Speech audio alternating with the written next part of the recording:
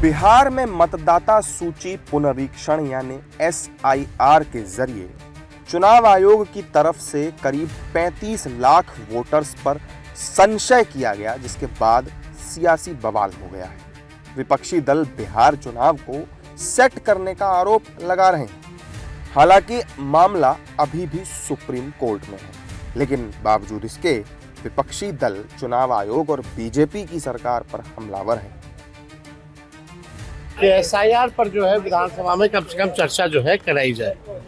लोकतंत्र का सबसे बड़ा मंदिर बिहार विधानसभा है और बिहार लोकतंत्र की जननी है, और यहीं से लोकतंत्र अगर समाप्त करने का कोई प्रयास करेगा तो हम लोग चुप बैठने वाले नहीं। पार्लियामेंट में भी हम लोग पार्लियामेंट हो, सड़क हो, हर जगह हमारे गरीबों को वंचित ना किया जाए वोट के अधिकार से, उनका अस्तित्व ना मिटाया जाए, इसलिए हम लोग ये लड़ाई लड़ेंगे।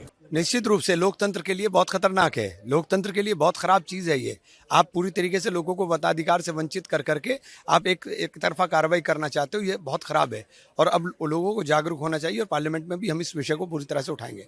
SIR के बहाने इनको नाम काटना है ना। BLO किसी गांव जा रहे हैं, बाढ़ में तो किसी गांव गए नहीं।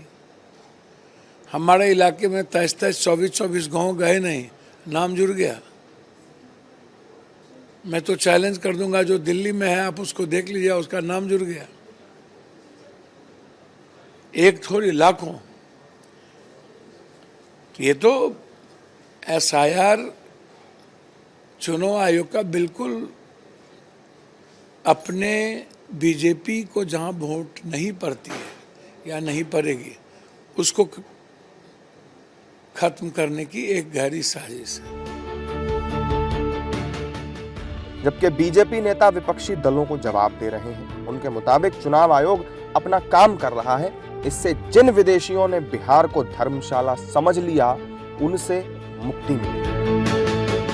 सब लोग इसका स्वागत कर रहे हैं कि जो भारतीय है कोई वोट से वंचित न हो, और जो बाहर के लोग हैं वो वोट नहीं डाल सके। चुनाव आयोग का ये पहल बिहार से पूरे देश में होने जा रहा है, और बिहार तो ऐसे भी क्रांतिकारी भूमि रही है।